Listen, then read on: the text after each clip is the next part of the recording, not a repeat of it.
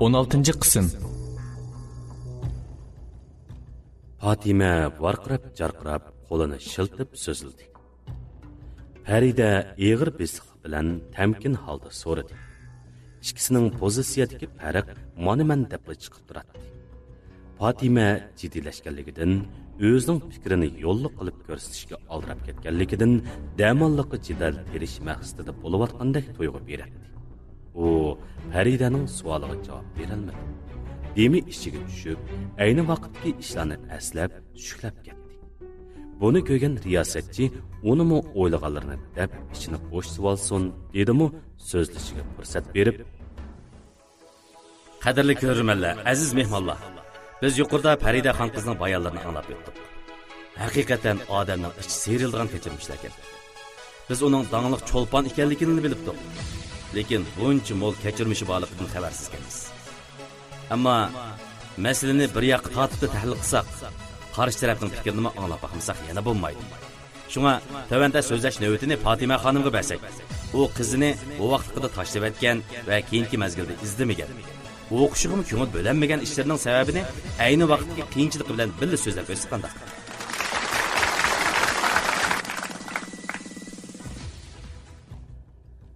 riyosatchining fikriga nisbatan zalda to'limi so'z, intayin qisqa chavoq chelishlar bo'ldi. Buni chavoq chelish degandan ko'ra, xolisi so'zlasin deb tushunishga bo'ladi. Fatima darhalla o'zining so'zlashga majburlanganligini his qildi. Gap qilolmay, xeyli uzun turib qoldi. Biroq necha yuz jup ko'zning diqqati uningda edi. So'zlayolmayman deb zaldan chiqib ketganimi bo'lmaydi. Programma gruppasi boshida uningga aytgan va to'xtamga o'zi rozimanlik bilan qo'l qo'ygan.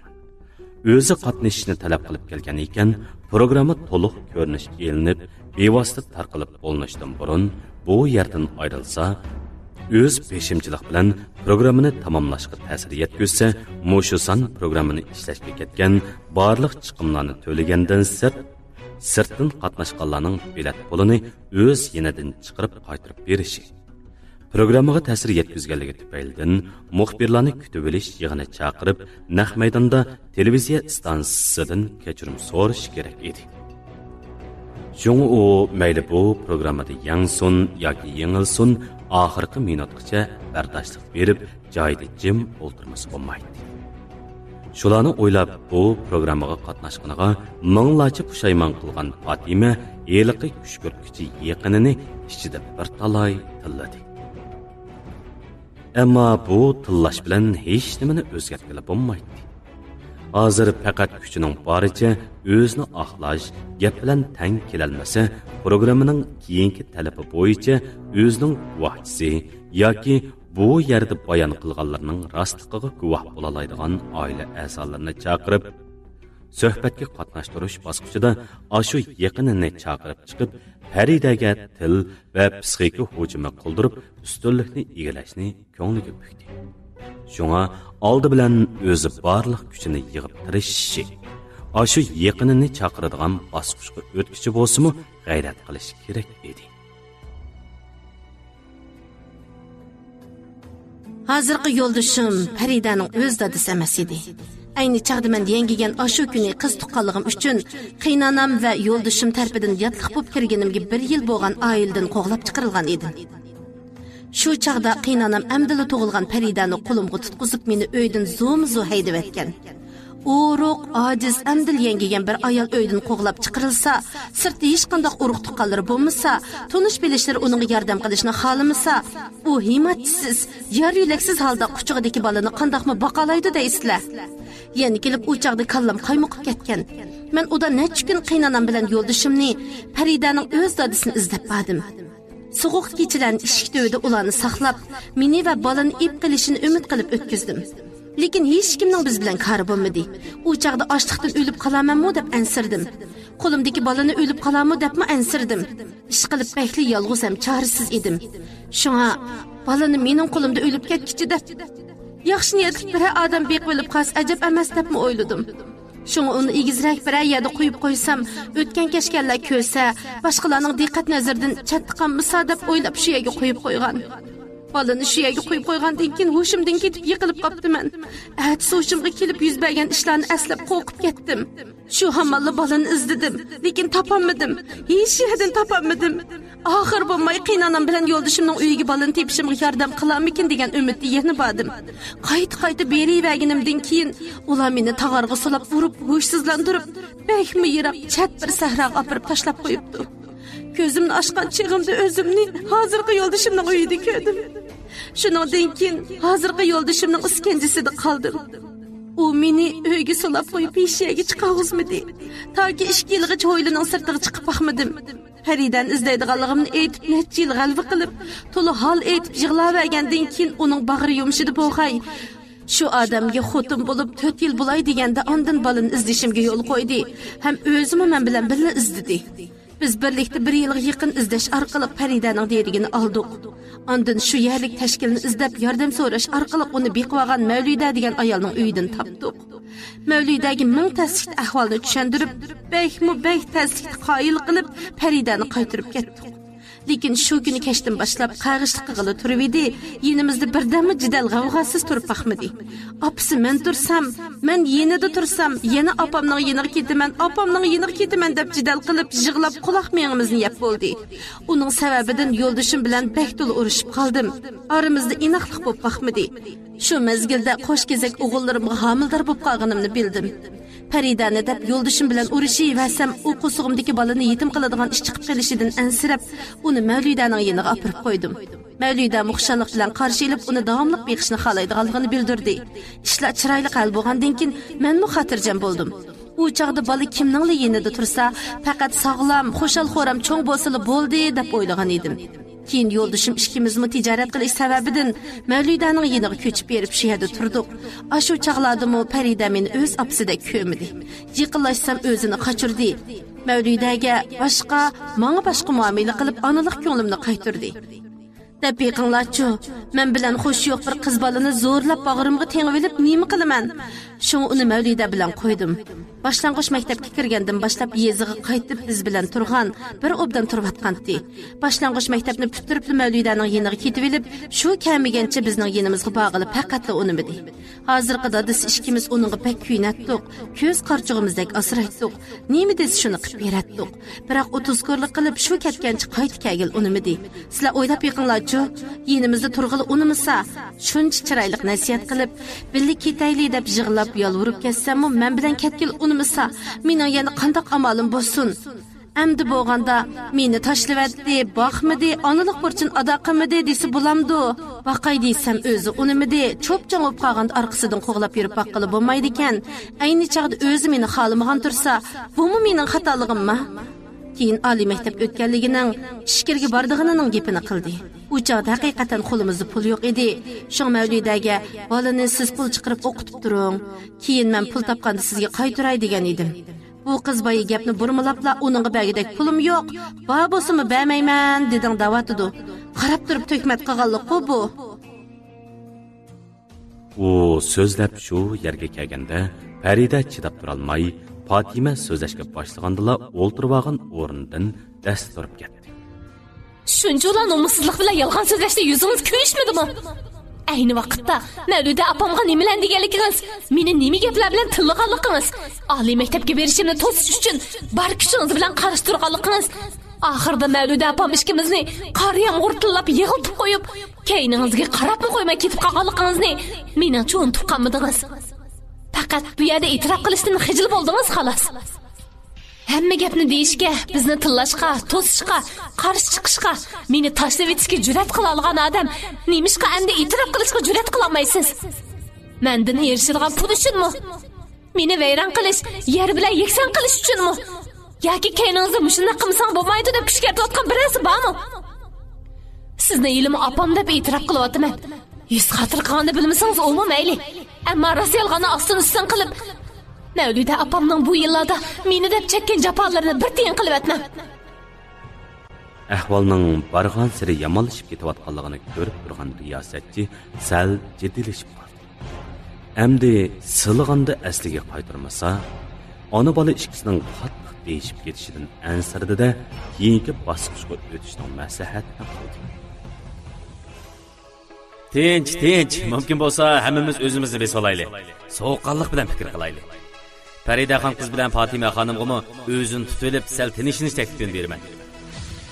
Navbatda programmamizning guvohlik bosqichiga o'tib, ikki tarafdan kelgan guvohchilar yoki oila taobatini sahnamizga taklif qilsak, ularning bu ishlar haqida nimalarni deydiganligiga quloq sepaqsa qanday? Qani, Fatima xonimga hamroh bo'lib, bugungi programmamizga qadam tashrif qiluvchi bilan Faridaxon qizga guvohlik berish uchun alohida qadam tashrif qilgan aziz mehmonimizni qizg'in qarshi olamiz.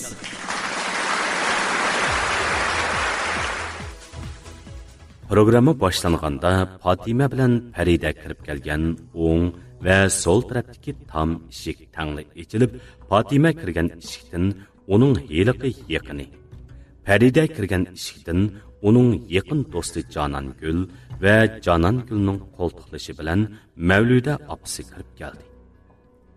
Jonangul Faridaga bugungi programmaga qatnashqili cho'qim keladiganligini aytgan. Ammo opasi Mavluda undaq gap qilmagan va bu programmadan xabar borligini uningga bildiribmi baxmagan edi. Farida mo uning salomatligidan ansirganligi, ziyoda hayajonlanish, azoblanish, besimga uchrash tufaylidan biror kelishmaslik yuz berib qilishidan ansirab uningga ahvolni aytmagan. Eng zo'r tirishchilik bilan bu ishlarni uningdan sir tutgan edi. Biroq hozir nima bo'lib, Mavluda opsimo bu yerda paydo bo'lib qoldi? Buningga aqli yetmagan Farida do'stining hamrohligida zalga kirayotgan opasiga qarab, ang'veqib qoldi. Ammo tezli o'zini o'ngshab, ko'nglining peshini yengil ko'targanicha tez chamdab berib, Mavludani chingada quchoqladi. Ondan uning yana bir qo'ltig'idan yo'lagash. Chapata bu yerga kelib yurmsam bo'ladi-ku, opa. Sana bu ishlarni kim aytdi? Qandoq bo'lib xabar tepib bu yerga kelding? deb so'radi. Bu gaplar Jonangul ko'tarib chiqqan simsiz mikrofonning ulab berishi orqali ovoz yangratqidan anglanib, zalda o'ltirganlarning qalbiga texmi kuchli hayajon soldi. Bu degan qizimga va o'zimga munosabatli cho'ng ish tursa, kelmasam qandoq bo'ladi? Har qanday ish bo'lsa, men yeningizda jinim balam. Mana men sizning yuragingiz. Bag'rimdan tushgan qizim edi demay, sizning shunchalar qiyin qistaq olgan ekan. Endi menmi Fatima opangizga yuz xotir qilib, hamma ishda uni ayab, sizni besib berib, uni yaxshichaq bo'lib o'ltirmayman. Bayaqi gaplaringlarning hammani boshdan tatib angladim. Uningdan sizga mengu vafo kelmaydiganligiga ko'zim yetdi. Sizga mendan boshqasi kuyinmaydi ekan jinim balam. Buningdan ilgari Fatima opangizga yaxshi muomala qiling, uning ko'nglini og'ritmang, talab qilganlarning hammasini bering. Qisqali hayotda sizdan norozi bo'lib qolmasin deb tilkaptikanman. Endi undaq demayman. Yetib o'ligicha yetib o'l debdikan ko'ngli. Hamon deyishimiz deb so'rini tuzgandan keyin oxirgacha deyishaylik. Dadil bo'ling. Nima gap bo'lsa, hammani ochiqdan. Ishlar bu darajaga yetganda endi yuz ayab o'ltirmaylik. Canan ikkimiz sizga madad beramiz, qizim. Mavluda ana shularni deb Faridaning qo'lini chingada qisdi. Hayajonlanganidan ko'zlaridan yosh agigan Farida beshini qayta langshitib, Mavluda opsi bo'lgan minnatdorligini bildirdi. Farida riyosatchining ko'rsatmasi bo'yicha Mavluda opsi bilan do'stini o'zi o'ltirgan o'rniga boshlab kelib joylashtirdi. Mana ikki tarafdan qadam tashrif qilgan mehmonlarimiz sahnaga hozir bo'ldi. Endi ixtiyorni sizlarga qo'yamiz. Qaysi tarafdan qatnashgan mehmon guvohchimiz boshda so'z qilsin lekin. Buningdagi talab shuki, o'zinglar guvohlik berish uchun kelgan tarafdan aytganlarini isbotlaydigan moddiy isbot yoki guvohlik so'zinglar bo'lsa, o'tirib qo'ysanglar bo'ladi. Qani, marhamat. Uning shu gapini kutib turgandekla, Fatimaning heliqi yaqini, yuzini modir cho'qirla qaplagan ayol o'rnidan turib mikrofonni qo'liga oldi. Men boshda so'zlay. Ana degan mayli qanchalik eski bo'lsa-mu, qanchalik razil ham kuyimsiz bo'lsa-mu, nima degan bilan o yanala ana. Bir balani qo'saq ko'tarib, to'lg'oq azobi tatib tug'ib, bu dunyoga ko'z ochqizgan to'pisi uchun balaga qanchalik eg'ir ichsa-mu, eg'irchilik hisoblanmaydi. Bala bo'g'ichi cho'qim uni rozi qilishi, barliq talablarini o'rinlab, hayot vaqtida obdan beqib vafodorlikni yetkazish kerak. Fatima Faridadan dunyoni talab qilmadi, faqatla ozroq pul talab qildi. Mushum onunga tashkilandi ekan. O shuncha qaltis bo'lgan ekan, o'sha pullariga hayot setib olib boqsa bo'lmamdi. Demak, Fatima onunga pulg'imi setib olib bo'lmaydigan dunyoga kelish va yashash fursati ato qilgandan keyin, uni Fatimaning talabini o'rinlashi, vafodorlikni yetkazish kerak.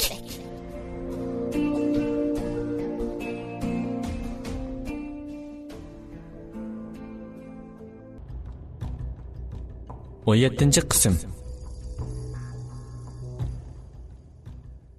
Shu gaplar bo'linayotganda chidab o'ltirishga taqat qolmagan Farida eliqi ayolga qo'lini shiltib biraqla tashladi.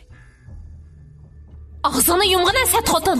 Kimdan bu yerda bizning ishimizga aralashib, o'z oldinga qaqirib yuradiganga? Men uningga meni to'q dedimmi? Men qo'saq ko'tarib jafo tatgan, to'lg'oq azobi tat dedimmi? Men texi uning meni tuqqanlik uchun nafratlanaman. Agar uningdan tug'ilmagan bo'lsam, balkim onalik burchini unutmagan, yuragida muhabbat bor bo'lgan boshqa bir ayoldan tug'ilib, g'amsiz, azobsiz cho'ng bo'lar edim. Boshqa bir ayoldan tug'ilgan bo'lsam, qayta tashlatilmasdim. O'rinsiz parazning ahamiyati yo'q. Ammo haqiqat shuki, dal musha opam mening barliq baxtsizligimning manbasi. Butun jahonni izlasakmi, uningdek razil bir ayol topilmaydi. Bu yerda men hozirgacha hech kim bilmaydigan bir maxfiyatlikni oshkor qilaman. Mayli qanchalik sat turishidan qat'iy nazar, obro'y inoyatimning yer bilan yakson bo'lishidan qat'iy nazar, endi bu gapni demasam bo'lmaydi. Hurmatli Fatima xonim, siz boy meni boshlang'ich maktabni bitirib bo'pla, Mavludaning yiniga berib elib, mening yinimga kelgili unmadi deb shikoyat qildingiz-ku. Sababini endi deb beraymi? Shu chaqda mendan 30 necha yosh cho'ng bo'lgan o'gay dadam, hozirgi yo'ldoshingiz Sattar kichkina narsida bola demay, nomusimga tekkanda Amdil 12 yoshlik bola ekanligim bilan hisoblashmay, meni depsanda qilganda siz eshik tubida hamma ishni ko'rib turdingiz. Lekin ishiga kirib meni qutuldirib olmadingiz. Eringiz siz bozorga ketganda menga qora qo'lini sungan edi. Tirkishlar davomida xeyli vaqt o'tib, bozordan qaytib keldingiz. Eshik oldida turdingiz. Jiddiylashib tipirlab ketganingizni eshikning yo'chqidan ko'rib turdim. Toki bo'lgan ish bo'lib, eringiz o'zi shu uydan chiqib ketganga qadar sizni meni qutuldirib olsa deb qanchalik umid qildim. Ismingizni chaqirib, yordam talab qilib, yig'lab ovozim bitib ketdi. Lekin siz eshik tubida og'zingizni ching'ida tutib, unmi chiqarmay turdingiz. O'z opam turib siz shunday qildingiz. Endi tapiqman, sizning menga opa bo'lishga salohiyatiniz to'shamdi. Shu odamni sening dadang deyishga qanday tilingiz beryapti? Mundaqma gaplarning chiqishini xiyol qilmagan, ahliga sig'dirishga imkoni bo'lmagan barliq kishilar yurakini, og'izlarini tutishganicha quloqlariga ishonmagan holda angib yiqib qolishdi. Farida shu ishni tilga olgan hamon o'pkidab yig'lab, ko'ksini qamallab qolgan Mavluda kuchinib o'rnidan turib, "Jenim bolam, mening bechora qizim" deganicha Faridani bag'riga besib, bo'qildab to'kildi. Fatima ayni yili shu ish yuz berganda Faridaning eshik tubida turgan o'zini ko'rib qolganligini o'ylabmi baxmagan edi. Shu chaqda amdili 12 yoshga kirgan Farida o'gay dadasining qo'lidan yo'lqinib, qarshilik qilib turib, eshik tarafga qo'lini so'zib, varqirab yig'lagan. "Apa, meni qutqizib eling. O'tinib qolay, apa, meni qutqizib eling" deb varqirab, yig'lab butun jahonni peshiga kiygan edi. Hozir shu ishlarni o'ylasa, asli shuning uchunkan. Shu chaqda Faridaning ishdan faqatli ko'z uzmasligi, qo'llari o'gay dadasini ittirib, tatlab, urib avar bo'lsa-mu, ko'zining ishdan faqatli uzilmaganligi asli uning ishik oldida turgan Fatima opasini ko'rib qolganligidan ekan. Aşu iş bo'lib, 2 oydan keyingi ta'tilda Mavluda opasining yeniga bir ketgancha o'zining yeniga bog'liq unmasligi aslida o'gay dadasiga qo'shib, o'zidan nafratlanib ketganligi uchunkan. Shuncha yil o'tib ketsa-mu, u bu adovatni texicha unutib ketolmabdi. Bugünkidek sorunda bu gaplarni cho'p yurishi o'ziningmi, Fatima opasining yuz obro'yini yer bilan yaksonliqligini bo'lmaynimi? Shuncha yil o'tib ketgandan keyin bu gaplarni bu yerga so'rab chiqishning nima foydasi bor? Endi bo'lganda tillab qaqshab yurgani bilan nimani asliga keltirgili bo'ladi? Ko'pchilikning g'ayri qarashlari ostida o'ziga ana shundoq tasalli bergan Fatima levini tishliginicha yarib yiqib qoldi. Uning endi gap qilgudek yuzimi, madorimi qolmagan edi. Farida bilan Mavluda quchoqlashib, bir hazo yig'lashib, Jonongul ikkilanga tasalli berib, ko'z yeshini surtib bo'g'icha zaldagi tomoshabinlar, alohida takliflik mehmonlar va riyosatchidan tortib, hech kimmi bu ta'sirlik ham azobli ko'rinishlarni buzishni xohlamadi bo'g'ay, ularning diqqatini bo'lmay jimmada qarab o'tirishdi. Neçeylen ünsiz uhdatdi. Neçeylen köz ciyikidan sırgıgan yaşlarını sürtdi. Neçeylen Farida üçün içinip Fatimaga lanet okup levini tişledi. Amma aqlla tafakkur bilan, dilla esdashlik bilan, kallala o'ylanish bilan telekameralar ashu ko'rinishlardan xotira qoldirish va bevosita tarqitish bilan halak edi.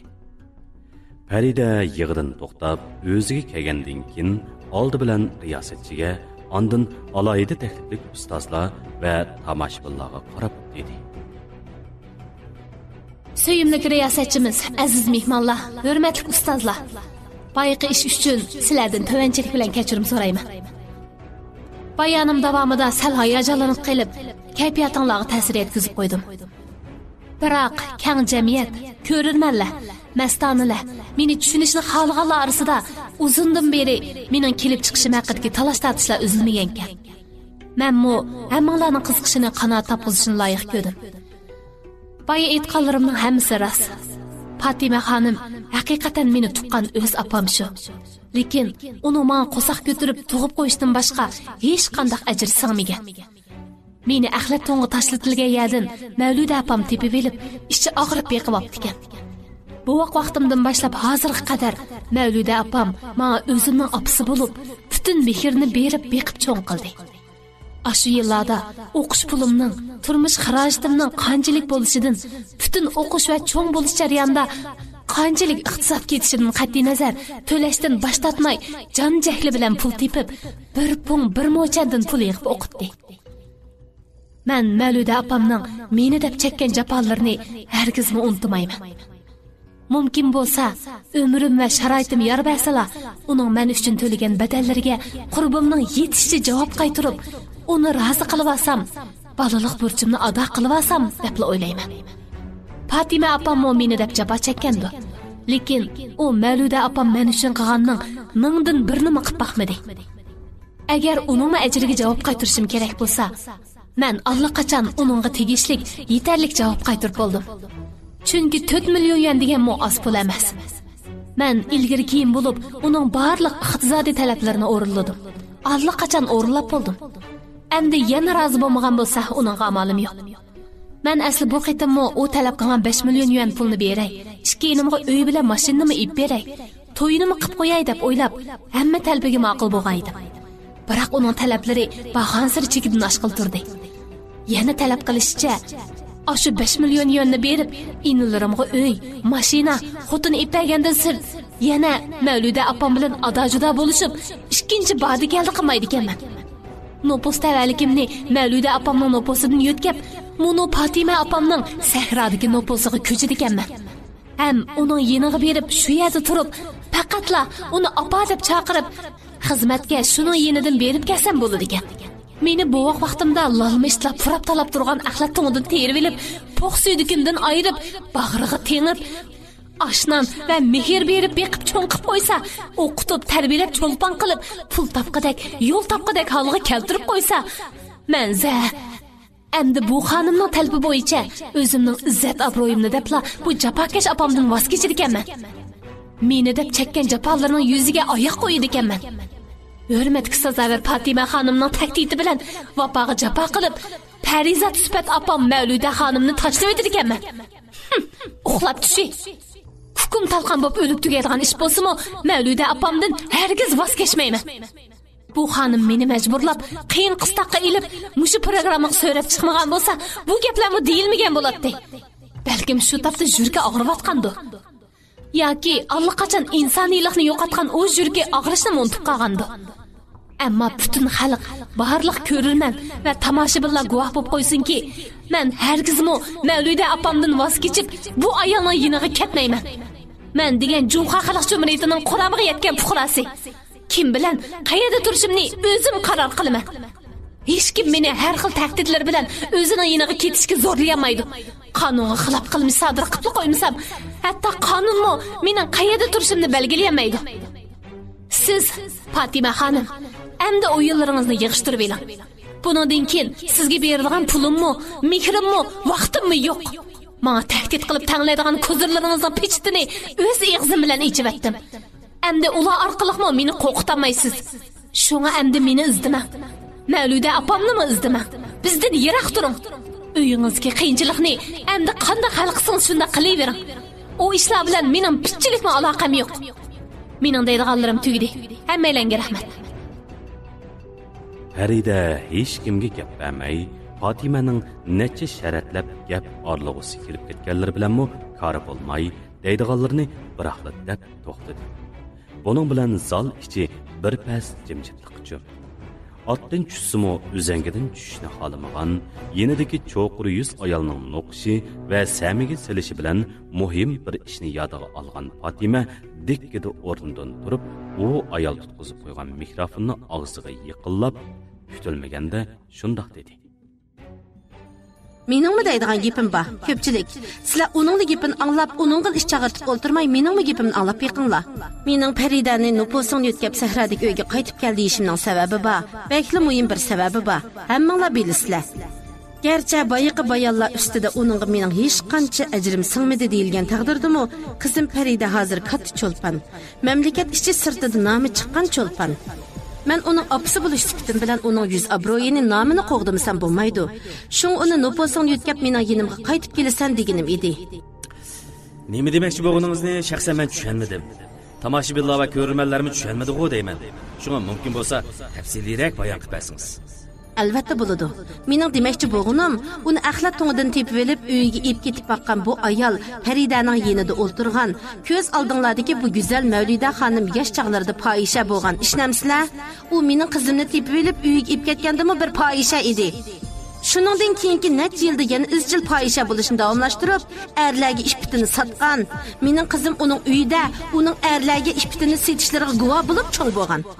Aşındaq bir ayol bilan davomliq birga tursa, jamoatchilikka aşu ayol bilan birga yuzlansa, uni opa deb chaqirsa qanday bo'ladi? Bu Farida uchun bekmi nomusli ish emasmi? Ağzını yum, o pasanda xotin. Bekmi iflos, bekmi rezil, nomussiz hayvonkan sen. Fatimaning gaplariga chidab turolmagan Farida xirrida chirqirgan peti yugurib kelganicha Fatimaning yoqasiga esildi.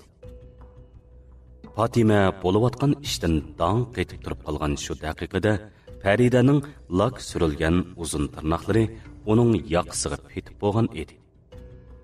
Shu paytda yenidagi cho'qur yuz ayol olamni ma'lum qilib, varqirab, tovlab, chirqiroq ovozi butun zalni bir oldi. Tomoshabinlar va alohida takliflik ustozlarmi cho'rqirashgan peti o'rinlaridan turishib, shu tomon pitirashdi.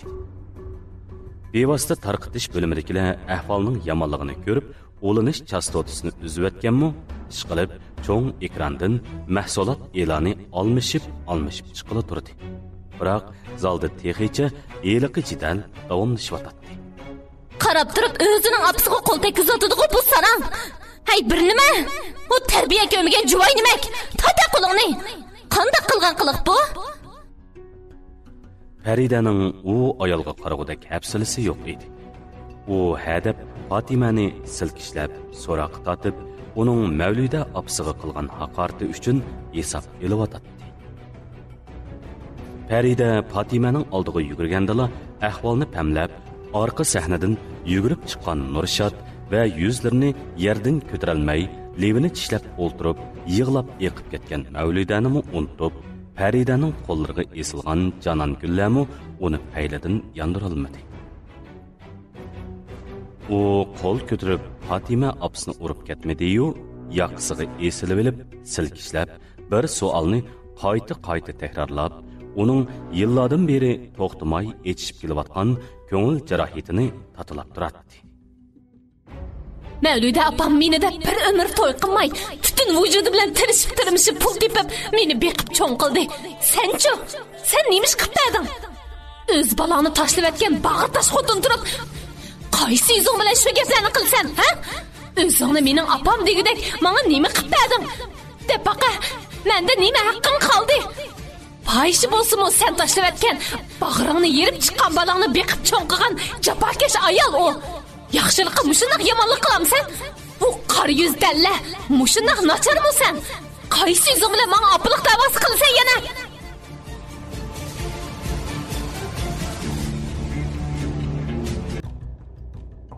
On 8 qism. Faridaning ochig'i hech chiqadigan qilmaydi. Nurshad bilan Canangulning kuchi yetmay, riyosatchimi kelib, uning murisidan ching'i tutib, kayniga dachitdi.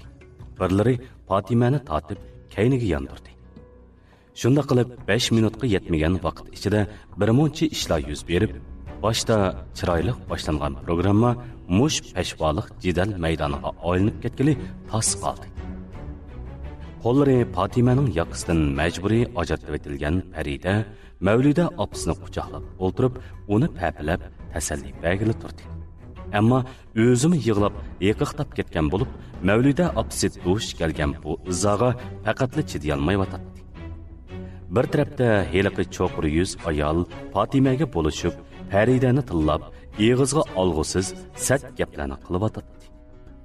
U ayolning azazullacha qiliqiga, eg'izdan chiqayotgan gaplarga chidab turolmagan riyosatchi To'lqin Ali oxiri tamkin va xushxo'yligini biroqli cho'rib etib, shirdak o'rkirab tashladi. Ey, mau eg'izi hojatxonaga o'xshaydigan xotin, endi zuvaningni chiqmaydigan bo'lsang, hozirli o'zingni jihid orisi ko'rsan. Töhmet qildi, kishining izzat obro'yiga tajovuz qildi, qalayim qanchaq paydo qilib, qasdan jidal terdi deb ustingdan arz qilaman. Bu degan istansimizdan butun mamlakatga bevosita tarqatadigan programma. Sening xohlasan kelibla, uni buni tillab ish pushug'ini chiqarib ketadigan xamining emas. Sen xotin o't qo'yrug'ini qilg'achqa bir obdan davomlashayotgan programma jangga qayilib qolganda tas qoldi. To'liq qasqirab qanjoq ishda qavmay, bu ishlarning hodisini qandoq chiqishini o'ylashib qo'y. Ma'u ishlarni bir yoqli qilib elib, sen lalmi xotindan ayrim hisob olamiz dexe. To'lqin Alining bu gapi bilan yeri chiqqan to'pdak bo'shishib, lassida bo'lib qolgan heliqi cho'qur yuz o'zini chatga elib, Fatimaning qo'ltiqiga tiqildi. Uning zuvoni o'chish bilan tang jimjitligi asliga kelgan zalga bevosita tarqitish bo'limining xizmatchisi yugurib kirdi. Ko'rmanlardan bakla to'la telefon kelib ketdi. Hammasila bevosita ko'z tishni nimishqa uzvetsizlar. Ahvolda o'zgarish qoldimi? Nemishqa naq maydondan ko'rsatmay e'lon qo'yib oldinglar deganda gaplarni qilib, so'roq tortib ketyapti. Taqtish chastotasida masala ko'rilib qoldi. Texniklar o'ngshyapti. Tezli asliga keladi deb qo'ydik. Qanday qilamiz? Davomli e'lon qo'yib turinglar. Bu tarafdagi ahvollar yaxshi emas. Qatnashuvchilarning kayfiyati turaqlashmasa, boshlamaymiz. Elimi uda e'lon qo'yayotganimizga 5 minut bo'ldi. Bundaq bo'laveras bo'lmaydi. E'lon qo'yayotgandan boshlab ko'rilish nisbati ko'rsatkichi tövallab mangdi. Telefon urg'uvchilarning sonimi shiddat bilan ko'payyapti. Bir amal qilsak bo'ladi-ku buningga. Bevosita tarqitish bo'limining xodimi jiddilashgan holda riyosatchiga chekitaq qarab turadi. Qanday qilishni bilolmay tamtirab qolgan To'lqin Ali dammudam Faridaga qaraydi. Ularning tang qisligini tushungan Farida oxiri Mavludani ostog'ini Canangulning murisiga yo'landirdi. Ondan yoshlarini surtdi. Ko'ksini to'ldirib, cho'nqur nafas oldi. Shuningdan keyin kayfiyati bir oz o'ngshilib, tamkinligiga qaytdi. u zaldagilarga takshi qarab atgandan keyin ig'ir besiqlik bilan kechiringlar ko'pchilik, kayfiyatimni kontrol qilamay programmaga ta'sir yetkazib sizlarni qo'rqitib qo'ydim. Hammanglardan to'yinchilik bilan afv so'rayman. Programma guruhisini tanqislikda qo'yib ko'rinmanlar oldida xijolat qilib qo'ymaylik. Shunga mumkin bo'lsa programmani davomlashtiraylik. Mening tayyorligim bitdi. Fatima xonimning boshqa fikri bo'lmasa boshlasak bo'ladi. Uning bu fikrga kelganidan xushal bo'lgan riyosatchi minnatdorlik bilan tabassum qildi. Programma boshlangandan tortib xohlamasimi o'zini apa deb atayotgan Faridaning to'yuqsiz Fatima xonim deb atishi uning yuragini og'ritdi. Ammo buningga hech qanday fikr bildirolmadi. Noroziligini ifodalay Onunğa xuddi əmdi bir eğiz gapni ortiq qilib qo'ysa, Farida yana yugurib kelib yoqsiga esiladigandak, etqanlari uchun jenini tikib turib, hisob oladigandek to'yilib ketayotmoqda edi. Tomoshabinlar bir-birlab o'rinlarga qaytib o'ltirishdi. Qo'rqib ketganligi uchun qon besimi o'rlab qolgan bir nafar alohida takliflik ustoz allaqachon zaldan ayrilgan bo'lib, uning o'rnini bo'sh turadi. Ahvol sal ko'ngilsiz bo'lsa-mu, programmani bir natija chiqarib turib oxirlashtirmasa qat'iy bo'lmaydi. Shunga Faridaning da'vati bilan fursatni ching tutishni o'ylagan riyosatchi bevosita tarqitish bo'limining xodimiga tayyorlik qilishni 1 minutdan keyin boshlaydiganligini aytdi. Ondan salmoq qadamlar bilan Fatima va heliqi cho'qur yuz ayol o'tirgan o'rinning o'diliga kelib, kichik bolaga gap qilgandek engishib, Fatima bilan heliqi ayolga yaqin kelib turib so'zildi. Saminglarda bo'lsin. Bu sizlarning xohlagancha jidal terib o'ynaydigan yezi baziringlar emas. Endi kimdikin programmaning tinch oxirlashiga to'sqinlik qiladi ekan, av eshikdan chiqib, udul jixi idorasiga bordi. Sizlarga kepil bo'g'ilmi odam chiqmaydi. Qonunluq surat kelib, qonunluq tarqatayotgan programmani qalayimqon qilsanglar, biz jim turgan bilan qonun jim turmaydi. Men oyap o'ltirmayman. Bu ishlarni oddiyla o'ylab olgan, o'zining mahallasida gapi o'tmasi beshamni qilib, beshamliga oqmasa mush ko'tirib yurib qolganligi jidallarning hammasini yengib chiqmoqchi unimay odatlanib qolgan bu ayollar uning gaplaridan so'g' tarlashdi. Faridaning o'ziga kishi yo'lvosdak etilishidan qo'rqib ketgan Fatima'mu hamda ortiq g'alaba qilmaslikni ko'ngliga pukkan edi. Shunga ular bir-biriga qarshi qo'yib jim bo'lib qolishdi. Ularning yuvoshlik bilan beshini tuvan qilganligidan gapining o'ptalli unum berganligini his qilgan riyosatchi Faridaning yeniga keldi. Girimchikni chaqiraylimi? Girimingizni tuzab qo'ysin. Yo'q, bo'ldi. Boshlayveraylik. Bir muncha satlish bo'lganda girim tuzaymiz deb vaqt isrof qilmaylik. U odatdagiga o'xshamaydigan bir xil beparvolik bilan tomosha chambrikiga kirgandan boshlab odatlanib ketgan prinsipi bo'yicha girimsiz hojatxonaga kirmaydigan, mushki chog'liq bir jonliqmi girimlari buzilgan holatda ko'rinishni xohlamaydigan Faridaning bu gaplari Jonongul bilan Nurshotni hayron qoldirdi. Uning nemishqa mundaq beparvo bo'lib olganligini tushunmadi. Nurshotmi uning obraziga daxlisi bo'lishini nazarda tutib, unda qilishni xohlamadi-yu, qaror qilib bo'lgan ishiga aralashib, nasihat qilib yurishni texmi xohlamadi. Programma davomli suratga elish va bevosita tarqatishni boshladi. Riyosatchining bir haza dabdabalik so'zishdan keyin qo'liga mikrofonni elib, o'rnidan turgan Farida chiroyiga kulki yugurtibgina so'z boshladi. Men yuqorida deydiganlarimni to'liq deb bo'lgan. Bu programmada chitqiyadigan chavimizni to'liq yeyib bo'ldik. Endi deyish kerak hech qanday gap qolmadi. Fatima xonimning opam Mavluda xonimni qizimni men tashlab etgan axlat to'ndan tepib ketib beqvaganda payishi edi. Uningdan keyin mo payishlik qilgan qizim uning tenini satqinni ko'rib cho'ng bo'ldi deganlarning hech qanday asosi yo'q. Hammasi bugungi programmada o'ydirib chiqarilgan yolg'on yovdaqlar xolos. Men bu yerda Fatima xonimni kishining izzat obro'yi bilan xohlagancha o'ynashmaslik, boshqalarga yengiltaklik bilan baho bermaslik, yengishni maqsad qilib vosita tanlamay ziyonkashlik qilmaslik haqida ogohlantiraman. Fatima xonim meni qo'saq ko'tirib tug'ibli qo'ygan. Uning bu ajrni barliq talablarni qondirish bilan to'liq qaytirib oldim deb o'ylayman. Uning men tug'ilishim bilan opirib axlatga tashlab etganini hargiz kechiramayman. U bir xatolik, bilib turib o'tkazgan eng cho'ng xatolik. Asli bu qilmishi uchun uni qonuniy javobgarlik tatgan bo'lsam, tamamen bo'ladi. Lekin men unda qilmadim. Hammaga mayli devatdim. Bu keng qo'saqliqimni nazarga ilmay, yana meni parakanni qildigan bo'lsa, endi yuz xatir qilmayman. Yana bir gap, mening endi uningga beradigan pulim yo'q.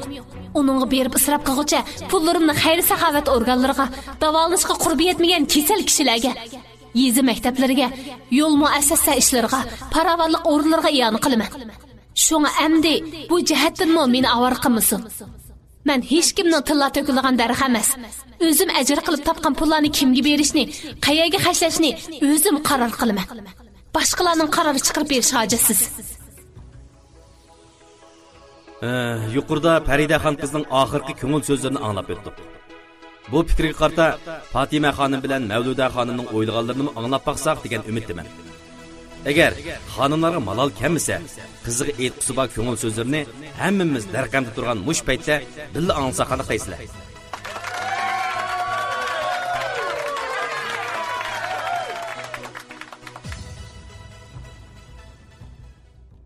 Uning gepi tugishi bilanla zalda guldiras chavaq yangradi. Bu tomoshabinlarning uning fikrini qo'llig'ini edi. Shu paytda Fatima bilan Farida bir-biriga qarashib, qisqali ko'z urish qilib oldi. Mavluda yig'idan to'xtab, o'zini o'ngshashga tirishib, qaddini roslab o'ltirdi. Lekin Faridaning chiroyiga qarab, yana gap qilmadi. Ammo Fatima yenidagi ayolning noqishlab sharatlashi bilan oldidagi ustalda turgan mikrofonni qo'liga oldi. Mening endi deydigan gapim yo'q. Tuqqan apasini rad qilsa, apa deb e'tirof qilsa, kelmasa, beqib cho'ng qildi deb ashu apasini bek cho'ng ko'rib ketgan bo'lsa, ortiq gapim yo'q. Qanday qilg'iz kelsa, shunday qilsin. Fatimaning gapni mo'shindaqla tugatganiga ich pushgan cho'qir yuz ayol uning belikidan tarqishlab, noroziligini bildirib, nimalarnidir demoqchi bo'lib edi. O'ziga maqtaq qadilib turgan riyosatchining ko'zi bilan ko'zlari uchrashib qolib, g'iqqida bo'g'inicha jimib qoldi. Ularning besiqib qolganini, chekinish xiyoli borlig'ini bilgan Mavluda Faridaning qo'lini tutdi. Ondan illoh kulimsirab turib, uningga ish bo'lmaydi. Ansirma degandek bosh langishtirib qo'yib, ustaldagi mikrofonni qo'liga oldi.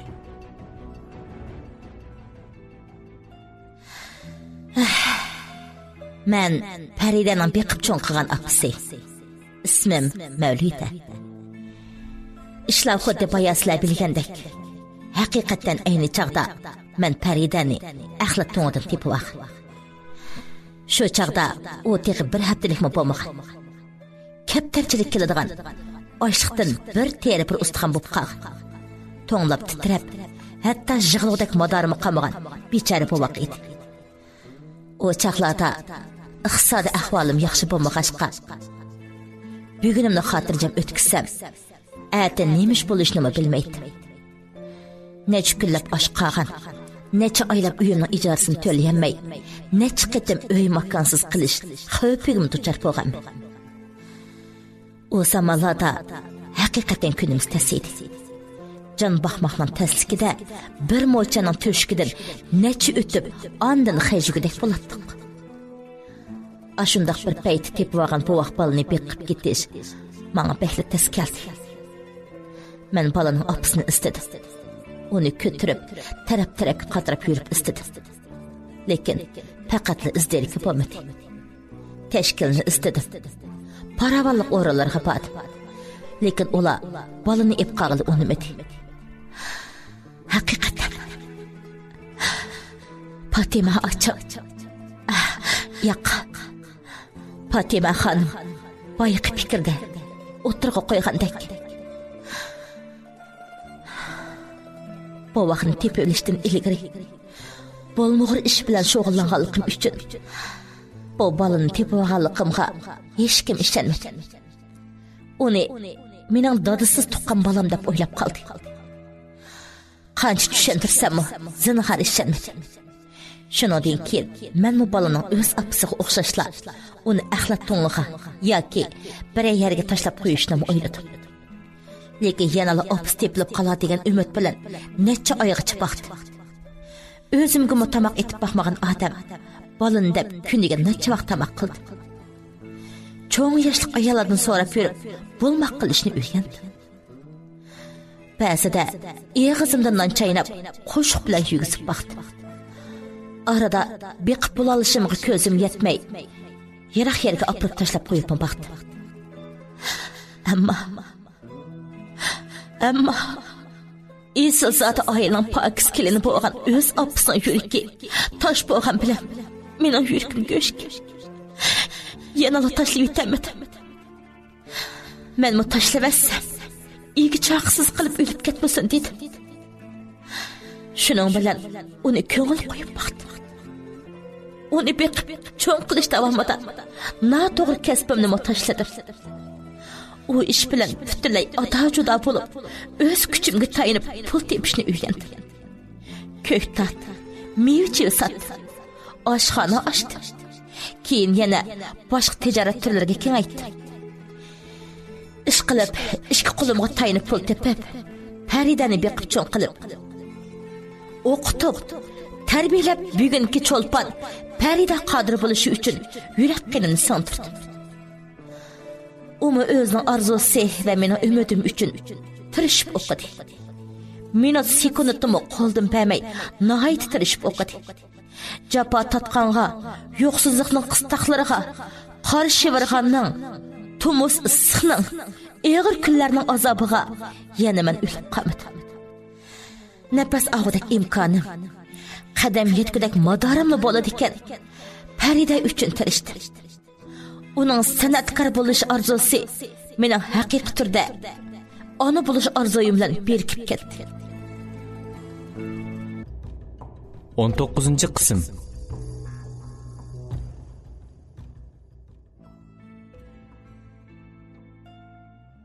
Biz bir-birimizga hamdamda bo'lib, ko'p yillarni o'tkazdik. Şu yıllarda tuqqan apisi Fatima hanım hayat durup, muşu dünyada batırıp, kızının mendek bir payiş ayalın terbiyesinde çoğun buluvatkallıqını, mening yanımda turup, men bilen bile turmuş keçirivatkallıqını, men etken tamaqını yap, meni apa deb chaqirivatkallıqını bilip turup mu, onu ep ketmegen. Ondaq bir ayalın yanında tursan bulmaydı. Kel, men senin apan, mening yanımda tur deb bakmagan. Onun o'qishiga, tarbiyalanishiga qilch ko'ngil bilib baxmagan bir ayol hala bugungi kunda bu qizini yodiga oldi. Mening payishi ekanligim, ilgari shu ishni qilganligimni texa endi esiga ola olibdi. Nima degan ulug' ayol bu? Nima degan oliyjanob, esil ayol ha? Qizining puli yo'q chaqda o'ziga hech qanday yardım tegmaydigan, aksincha beqish, o'qitish avvalchilik bo'ladigan chaqda Paridaning o'z qizi ekanligini, mendek bir ayolning tarbiyasida ekanligini unutib qopdi-yu. Endi ishqi yorg'udak, pul bergudak, barliq talablarni o'rlab beraylik bo'lganda, hamma ish esiga kelib qopdi. O'ltirganlardan so'rab baqsam, yana qaysalarning mushundoq esil apanglar bor, ha? Qaysalarning bor? Tepiqalaçı, qaysalarning mushundoq esil, hurmatga sazovor opisi bor. Endi ortiq gapim yo'q.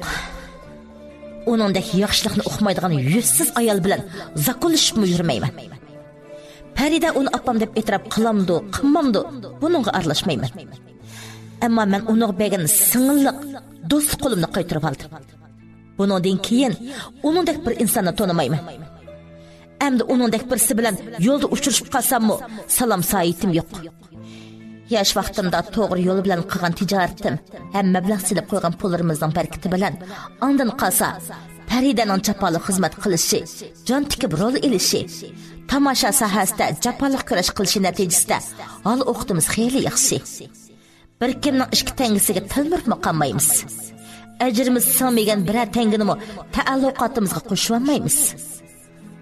Fatima xonimdek ayoldan o'nni bir umr beqib ketgudek xirayishtimiz bor. Hammamizga o'xshashli insonchilik.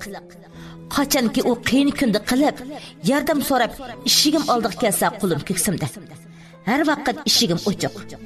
Ammo onalik da'vosi qilib yoki qizimni mendan ado juda qilish maqsadida bu so'g'imga yiqib yo'llab qolmasin. Endi yuz xatir qilmayman.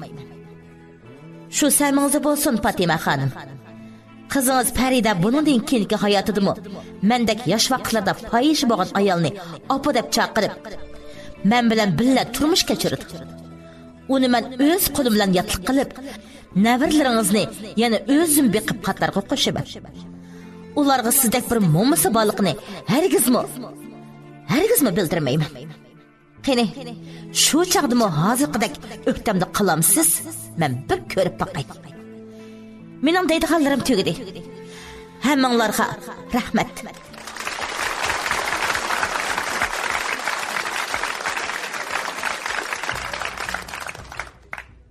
Zalda yana bir qitim alqış sadalari yangradi. Qaysidir bulunglardan mishildab yig'ilgan, burnini tatgan ovozlar kelishga boshladi. Mavluda mikrofonni ustalga qo'yib bo'g'icha Farida o'rnidan turib, uni ching'ida quchoqlab, mangzini uning mangziga yiqib yig'lab ketdi. Bu ta'sirli ko'rinish hatto erlarning ko'zidan yosh oqizdi. Biroq Fatimaning tosh bo'lib o'yib ketgan yuragi uning bir tomchi yosh oqizishiga imkon bermadi. 100 programmasining Farida ona bolalar chiqqan soni orzusi bo'yicha milliardlik ko'rilish nisbatini kutib oldi. Bu natija televiziya maxsus programmalari ichida haqiqatan oz uchraydi, hatto mo'jiza deyishga bo'ladi. Shuningdek keyin bu programmaning oldingi sonlarini to'rdan yoki televiziya stansiyasining organ to'r betidan izlab ko'rdiganlarmi shiddat bilan eshib, organ to'r betining ziyorat qaytim soni kishini cho'chitgidek soniga yetdi. Shu programmaning ta'sirida non tepib yeyish fursatini qo'ldan bermagan muxbir, jurnal va har qaysi uşaq taratqularmi bas-basda televiziya stansiyasiga oqdi. Fursat topolganlari programma gruppasidan, riyosatchidan, suratga elish va tarqitish xizmatiga qatnashganlardan, naq maydonda bevosita ko'rgichilardan ahvol egiladi.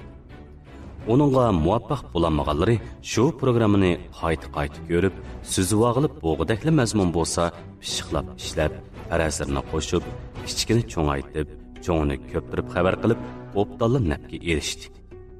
Barlıq kişilər şunçilik bitirişib getdi ki, xuddi bütkül cahan Farida Qadirning işlərinə xəbər qilish üçünla dunyoga kelgan kişilər bilan to'lib ketgandek holat shakllanib, hamma odamning og'zi Farida deb medirlaydigan, yo'llarda mo'kidak o'tishib turishgan mashinalarmi Farida deb qatnaydagandek, so'la Farida deb eqib, quyosh va oy Farida deb chiqib va petib, insoniyat faqatli Farida sababidan mavjud bo'lib turadigan bo'lishib ketdi. Ammo bir tarafi hammaga qorong'u ediki, programma oxirlashgan minutdan boshlab butun dunyo Faridani unutib qoldi.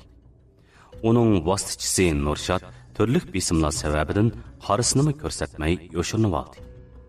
U rol elayotgan televiziya teatri shu zamonda to'xtatib qo'yildi. 3-kuni saharda uning o'rniga boshqa artist almashtirganligi, teatrning buningdan burun suratga ilinib bo'lgan qismini ishlatmay, Faridaning o'rniga almashgan boshqa artistni ishiltib, boshdan suratga oladiganligini jakarladi. U obraz vakili bo'lgan bir necha marka uning obrazining butunlay tushib ketganligini nazarda tutib, obraz vakolatchisini almashtirganligini o'tirg'a qo'ydi. U qatnashmoqchi bo'lib, oldin o'rinlashtirib qo'yilgan bir necha faoliyat va mahsulot e'lon qilish yig'ini uning qatnashishi cheklanganligini aytib, bayonot e'lon qildi. Allaqachon ishlanib bo'lgan, necha kundan keyin har qaysi kinoxonalarda bir tutash qo'yilishga boshlaydigan, tashviqotiga yetkichi kuchigan, xeyli ko'p biletli setilib bo'lgan bir kinosi qo'yishdan to'xtatib qo'yildi. Bexatarlik va to'plashvilish masalasini ko'zda tutib, shaxsiy mashinasining o'ltiraq rayon ichida to'xtatilishi man'iy qilindi. Qisqasi, bu programmaning va programmada deyilgan gaplar, bo'lingan ishlarning Faridaning turmushiga, san'at hayotiga, tomosha sohasidagi ishlarga bo'lgan salbiy ta'sirini g'oyat zo'r deyishga tamoman bo'ladi. Bo'layotgan ishlar oldida nima qilarini bilmay tamtirgan, jamiyatga yuzilinishdan qo'rqqan Farida ruhiy chiqib ketgan odamdek avmoqda bo'lib qoldi. Kullab uydan chiqmadi. Yilidan bir yutum suvmi o'tmadi. uyidagi televizor, kompyuter, telefon qatorliq elektron buyumlarning hammani cheqib vayron qilib etdi. Sirtdagi yangratqudan chiqayotgan muzikalardanmi binoning ostida maydon usuli o'ynaydigan mo'maylar qo'yib olgan sho'x naqshalardanmi bezor bo'ldi. Hatto o'zidanmi bezor bo'lib ketdiki, kallasida o'lib o'lishdan iborat birla xiyol agiydigan bo'lib qoldi. Uning holiga qarab ansirgan Mavludaning yuragi suv edi. Qizidan bakrak azoblanib, uningdan ortiqroq sakbori bo'ladi. Altqiliq paytda uningga yordam qilolmaganidan afsuslanadi. Shundaqla buningdan ilgirki nabob turmushining amdilikda qizining yo'liga terilgan tikan bo'lib qolishini xiyoliga keltirib baxmagan u hamma ishlar uchun o'zini ayblaydi. Faridaga har jihatdan tasalli berib, ko'nglini yasab, madad beribmi unimi bo'lmagandan keyin u texmi ansirashga boshladi. Asyadi qizning yurish-turishi, gap so'zlari o'y xiyolida qilib, na gelidan so'g'i chaqliq bir narsa o'tmadi, na ko'ziga uyqu kelmadi. Oxiri Jonon Gulga telefon berib yig'lab, ahvolning xeyli og'ir ekanligini aytdi. Yiliqi kuni programma naq maydoniga berish uchun qayni onasini aldab qo'yib, yo'shirinchi uydan chiqqan Jonon Gul u ishlarning so'riqidan, top tanisidan hozirgacha chiqib bo'lolmagan bo'lsa-mu, xizmatkorning yordami bilan Farida ona bola ikkisiga telefon berib, normal aloqasini saqlab kelyotdi. Mavludaning yig'lab telefon berishi bilan aloqasida bo'lib ketgan Jonon Gul darhalla xizmatkorni ishga qarab qo'yib, yonqinni qo'lga yoqdi. Faridaning kayfiyati faqat normal emas. Yili bir narsalarni chaqirdi, yil ho'rab shaqlaydi.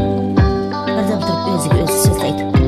Anliqib o'tirib kelsa, shu pitida kuni kesh qilib o'tadi. Qara. O'zini bir nima qilolmaydi deb ansirab yuribdi bu. Bu jasadga tam aynakni chaqib ekan. Aynak parchalarini yig'ishtirib deb kirsam, bir tam ushliq aynak parchasini bilak tumruq tekizib, anliqib qoldi. Birdan boldir bayqamagan bo'lsam, pushaymonni oladigan qash topolmay qoldik deb qoldim. Qo'rqib jon pilim chiqay dedi. Aran tasdiq qiladigan ilbilib, bir hazar tasalli bersam, bir kam bo'lganda odam avval bo'lib nima yashaydi deb yig'lab qo'rqdi. Ishli ichida taqvasi ochiq bo'lmaydi ekan. Qo'rqib ketib, bo'jir eshikni qulupini buzib etdim. Shuningdek faqatla xotirjam bo'lolmay turdim. Mumkin bo'lsa, amal qilib bir kelsangiz bo'ladi deb olam. Faridani yolg'iz qo'ymagan bo'lsangiz, uning ishkimizdan boshqa hech narsa yo'q.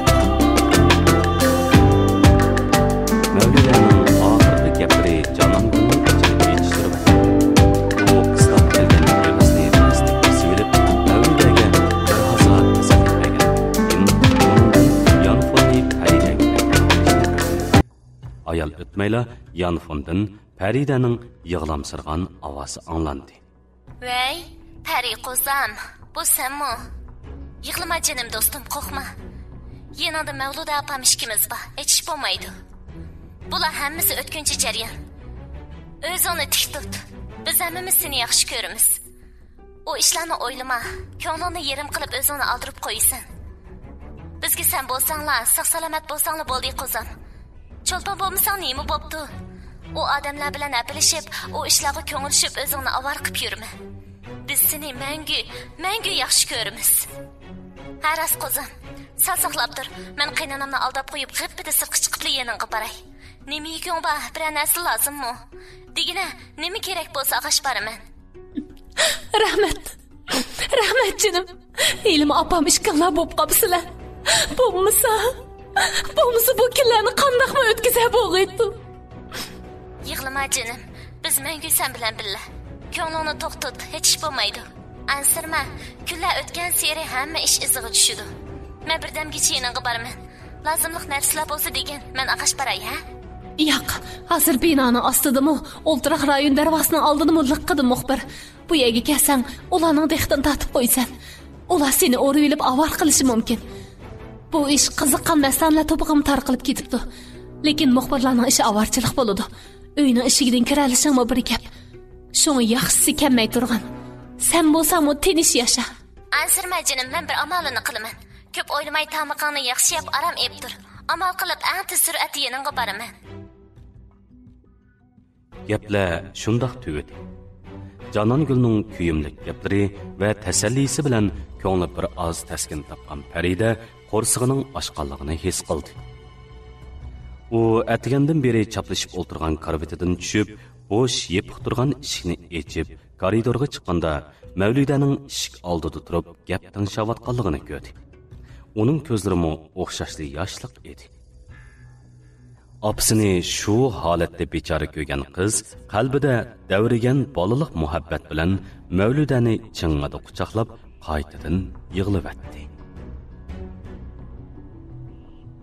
Mavluda o'xshitib qilib bergan sho'rpini ichib, obdalli g'izolangan Farida texi dasturxondan turmasdala eshik qo'ng'irog'iga chelindi.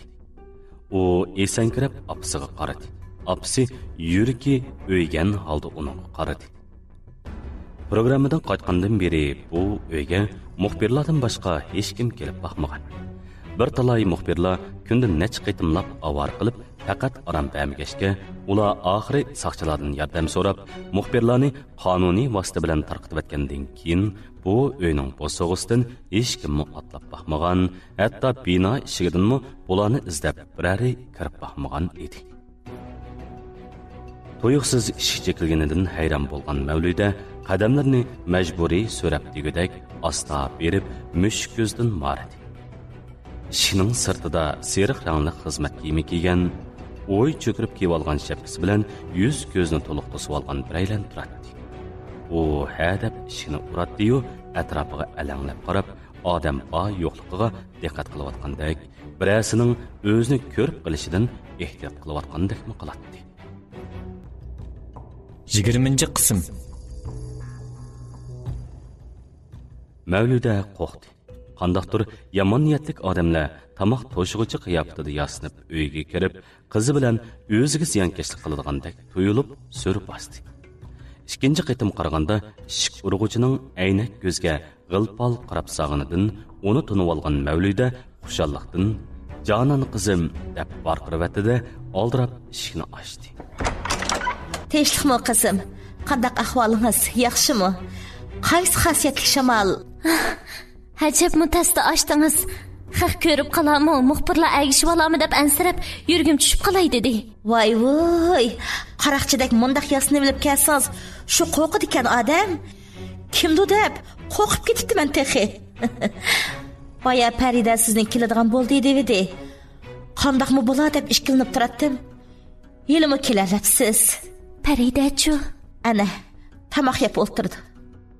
Siz bilan telefonlashgandan keyin sal asliga kelib tamoq yegil unutdi texi.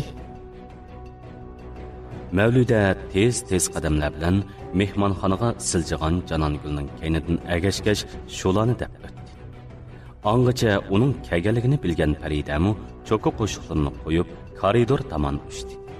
Ikkisi uzoq yil ko'rishmagan och-singillardek qizg'in quchoqlashib ko'rishib, mangzini bir-birining yuziga yiqib ahvollashib ketishdi. Faridaning xushal bo'lganligini programmadan qaytgandan beri tunji qitim kulganligini ko'rib, Mavludaning ko'ngli amin topdi. Ikki qizni o'z holiga qo'yishni o'ylab, asta hujrasi tarafga mengimidi, Farida uni to'xtatib oldi. Apa, kelib yinimizda o'ltira. İlgirki qaynam tashqanliq to'lgan holatimizni seg'indim. Bizni yolg'iz qo'yma, apa. Uning bolalarcha tatliq gaplaridan qalbi illig'an Mavluda sing'ida kulgunicha kelib, qizlarni quchoqladi. Programmadan qaytib yurtiga kelgandan keyin bu yerdagilarning hech biri Fatimani orqa olmasli bo'ldi. Uning katta cho'lpon bo'lib nom chiqargan Farida ismli bir qizining borligini, bu qizning kichigida Fatimalarning uyida necha yil turganligini, keyin yezning turmushiga ko'nalmay shahardagi beqib cho'ng qilgan opsing yanida turadigan bo'lib ketib qolganligini va yillardan keyin cho'ng bo'lib oliy bilim yurtlarida o'qib, san'at sohasida taraqqiy qilib, cho'lpon bo'lganligini ko'pincha odam biladi. Lekin uning kelib chiqishini bu vaqt chig'ida o'z opsi tarafidan tashlab etilib, ondan eliqi cho'ng qilgan opsi tarafidan tepib olinganligini, keyingi mezgillarda o'z opsining bu qiz bilan kori bo'lmaganligini hech kim bilmaydi. Eliqi programma naq maydondan bevosita ko'rsatilgandan keyin bu ishni ulug' qushaq hammasi bilib ketdi. To'shiktikidan tortib bo'shiktikigacha xabar topmagan birmi odam qolmadi. Televizor ko'rishni yoqtirmaydigan yoki aldirashliq tufaylidan televizor ko'gidek vaqti yo'qlarmi, uning buning hayajonlanib, qiziqishib so'zlab berishi, xuddi naq maydondagi barliq ishlarni o'z ko'zi bilan ko'rib turgandek aynan tasvirlab berishlari bilan ishlarning tafsilotidan to'liq xabar tepishib, og'zini chivin kirib kesib qo'ymog'idek darajada echib qilishdi. Shuningdan keyingi necha kun ichida xuddi yomg'ir yog'sa har bir o'ylig'uchi ho'l qilmasa unamag'idek bu ishlarni bilmagan odam, anglamagan inson, uqmagan bir jonliqmi qolmadi. Shuningga agishib Fatimaning yuzi to'kilib, kentliklarning tükürük obyektiga angladi, anglamadi, ko'di, ko'midi demay tillaydigan, zaharni sanjaydigan dushmaniga aylanib qoldi. Başta heliqi yaqinining qiziqtirishlari va harang-sarang gaplariga ishinib ketib, mushu programmadan keyinla qizimni yenimga qaytirib akvalalayman. Beqish rasxodi uchun talab qilgan pulg'imi 2 o'g'ilga ketarlik uy, mashina, xotin oladigan pulg'imi ega bo'laman.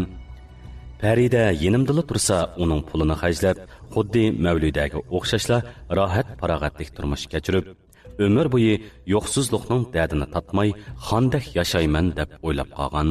Faridani tilla to'kiladigan daraxtning o'rnida ko'rib, ko'nglida har qismi planlarni so'qib ulgurgan Fatima programma oxirlashganda Farida bilan Mavludaga butunlay yengilib qolganligini e'tirof qilgan edi-yu, amdiga kelganda ahvolning bu qadar yomonlashib ketishini o'ylabmi baxmagan edi. Bular az kelgandek programma gruppasi boshda tutishgani bo'yicha programmaga chiqish haqqi deb bergan 500 ming yuanning 50 ming yuanini yeriqi yaqini sizga hamdam bo'lib oz jafo tatmadim, tuhfam bo'lmasmi ajrim bor, programmada yengilib qolsangizmi pul ko'tarib qaytdingiz. Shu meni mundaqliq quruq qo'l yo'lga sep qo'ysangiz yaxshi bo'lmas. Necha vaqtdan beri sizning kayningizdan mang'irimni uyimdagilar hammasi biladi. So'rsa quruq qo'l keldim deyolmayman. Buningdan keyinmi yana lozim bo'lishamiz degandek qing'ir qiysiq gaplar bilan shulib elib, cho'ntikiga domlab ketib qoldi. Qolgan 450 ming yuan pul o'zining azobi bilan yig'lab, urib o'tirganda bir avtobusga billa chiqqan notanish kishilar tarafidan elib ketilib, shu izlariga bo'lmag'inicha yo'qib ketdi. Buningga na avtobus shirkati, na shofir ega bo'lmadi. Chunki avtobus shirkatining kuzatish kamerasida Fatimaning avtobusga o'zi degandek liq pul qachilangan cho'ng sumka ep chiqqanligi xotirlanmay qo'ygan bo'lib, pulni rastilla avtobus ichida yo'qotgani yoki boshqa yerda tushirib qo'yganini dalilligida bo'lmadi. Televiziya stansiyasi uningga 500 ming yuanni berdigan chog'da bir tutam qog'ozning 50-60 yeriga imzo qo'yg'ili, 20-30 yeriga barmog'ini bosqili selib, qayta suratga tortib isbot qoldirib, ondan bergan bo'g'ashqa pulni yutirib qo'yganligini aytib, qayta izlab borganida biz tegishli mas'uliyatimizni ado qilib bo'ldik. Kelishimda tilga ilingan pulni to'liq berdik. Siz pulni elib bizning stansiyadan chiqib ketadiganda o'zimiz darvozagacha beli chiqib o'stib qo'ygan. Amdiki ishlarda bizning hech qanday mas'uliyatimiz yo'q. Deb turib elib, hech ish bilan kar bo'lmadi. Barini o'g'ri oldi, yo'qini rambal degandek, eliqi yaqini shilib olgandan keyingisi mana mushundoq yo'q bo'lib ketgandan keyin boshqa amal bo'lmay, uyiga chiroyini sarg'aytib, yig'lamsirab kirdi va bo'lgan ahvolni eri bilan ikki o'g'liga to'liq so'zlab berdi. Uning programmada yengilib qolganligini anglab ichi pushgan va Faridadan shilib oladigan 5 million yuan uy, mashina, xotin oladigan pullardanmi quruq qolganiga ochchig'i kelgan ota bolalar dardini ichiga yutib, televiziya stansiyasi beradigan bo'lgan 500 ming yuanning tamasida ko'nglini ovundirib o'tirganida Fatimaning bu gapni qilib kelgani ularning arvohini uchirdi. Texi gapning oxiri chiqmasda cho'ng o'g'li o'ltirgan yeridan dast turib sirtqa mangdi. Kichik o'g'li tamakisini qing'ir tishliginicha o'jirsig'i kirib ketdi. Eri kesilchan tenini so'rgan peti behmi tasdik kuchinib o'rnidan turdi-yu, qadam yo'tkab Fatimaning yeniga kelgicha mag'durga kep qilib, tayinib olgan bambuk kosasi bilan Fatimani qo'g'lab yurib, yig'latib, chirqirtib bo'lishiga urib ketdi. onasining vayjallab yig'lagan ovozini anglab, taladagi o'g'limi qaytib kirib, dadasini tutib olmadi. O'jirisidagi o'g'limi chiqib, opasini qutqizib olmadi. Dard ustiga dard qo'shilgandek bo'lib, u tarafda yengilib qolib, yuragi zardab bo'lib qaytib kelgan Fatima bu kamgacha o'zi kasaljon deb qarab, asrab, avaylab kutib kelgan eridan behmi qattiq tayoq yeb oldi. Shuningdan keyingi kunlarni xo'rliq azobi, ochiq alam, nafrat va o'chmanlik ichida o'tkazgan Fatima atrofidagi hamma odamdan og'rinib, ko'nglida ulardan norozi bo'lib yurdi. Eri tarafidan to'li dumbalanganini ozdab, ko'ziga qarab, e'tiborlab cho'ng qilgan o'g'illarimi uningga yot odamdan o'tar nachar muomala qilib, ko'nglini texmo sovutib etdi. Yoshligini mushu uyda, mushu odam uchun isrof qilib etganiga, bolalarni deb bir umr jafo chekishga rozi bo'lib, izchil o'rgul turmushda o'tganiga achchig'i keldi va o'zini ayblab ketdi. Aslida Farida uning yeniga bog'li unimaganda, u Farida bilan Mavludaning yeniga ketgan bo'lsa, tug'ib, beqib cho'ng qilib qo'ysa, vafo qilishni bilmagan bu o'g'illarni dadasiga tashlab beribla qizining yeniga ketib olgan bo'lsa, Mavluda bilan billa Faridani beqib cho'ng qilgan, uning tarbiyasiga ozroq bo'lsa-mu kuch chiqargan, yenida turib oliga yetgan, Farida o'qishga ketganda Mavludaning holdan xabar olg'ach, uning bilan billa tirikchilik qilib turgan bo'lsa, mana hozir bu qizning hamma boyliqlaridan Mavluda bilan tang bahramand bo'lgan. Her yer, her joylarda Mavludaga o'xshashla Farida Qodirxon qizning opasi deyilib, hurmatlanib, nagil bo'lsa to'rga boshlanar edi. Texi tuqqan o'z opasi bo'lganligi uchun Mavludadan ziyoda hurmatlanib, uningdan ortiq ko'ki ko'tarilishi mumkin edi. Ashu chaqda necha qitim Mavludaning yeniga ketishni o'ylagan-yu, oxiri yanala mushu kasaljon eriga ichi og'rigan, ikki bolasini tashlab ketishga ko'zi qiymagan, belli ep ketay desa, qo'lidan tuzuk ishkanmaydigan holiga ikki bolasi bilan berib Mavludaga yuk bo'lib o'ltirishni xohlamagan edi. Mana endi ashu chaqda tartishqanlarning cho'nglari qerib, uning zimmasiga yuk bo'lib ortildi. Kichiklari cho'ng bo'lib, uning qo'liga qo'l tutib bo'g'dak holga yetdi-yu, insofni unutib, bolalik burchini yodidan chiqarib, pul uchun uni har xil qiyin qistoqlarga oldi. Tariq qatang ko'chalarda qistidi. Yuragiga zarda bo'lg'idek gaplarni qilib haqoratladi. Go'yo ularning nazarida ona bolalik mehr muhabbat yo'qdek, xuddi ular dunyoga pul xajlash uchunla opasi ularga pul tepib berish, barliq talablarini o'rinlab, iqtisodiy hojatlardan to'liq chiqish uchunla kelgandek, orada ana shundoq bir maqsadi mutaolalar bodek tuyg'u beradi. U boshda vaqt o'tgan seri ishlar iziga tushidi deb o'ylagan edi. Biroq undoq bo'lmadi. Hech kim tushunmasa, yiliqi yaqinim bo'lsa-mu, ko'nglimni tushunadi. Manga tasalli beradi, faqat bo'lmagandimi ancha-muncha izlab, bo'layotgan ishlarga yo'l ko'rsatib turadi deb o'ylagan edi. Ammo undaqmi bo'lmadi. Eliqi cho'qur yuzlik ayol uningdan zo'rma-zo'r 50 ming yuan pulni tushilib olgandan boshlab qarasini ko'rsatmadi. Telefonmi bermadi. Fatima telefon bervidi, izchil qarish taraf so'zlashyotidan boshqa uchur bo'lmadi. Shuning bilan uning barliq umidi uzildi. Bu dunyoni, kishilarni qaytadan tunib yetdi va ko'nglida hamma ish, hamma odamga nisbatan kuchlik o'chmanlik hissi shakllandi. Shular qatori Faridanimi o'chmanlik, ochiq xo'rsinish bilan asildi. Bunun bilan tang texi amdilatin uyg'unishga boshlagan pushaymon hissi, qizig'i bo'lgan qarzdorlik tuyg'usi tamoman yo'qolib, ularning o'rnini hammani qilgan sanjuvoy nimak.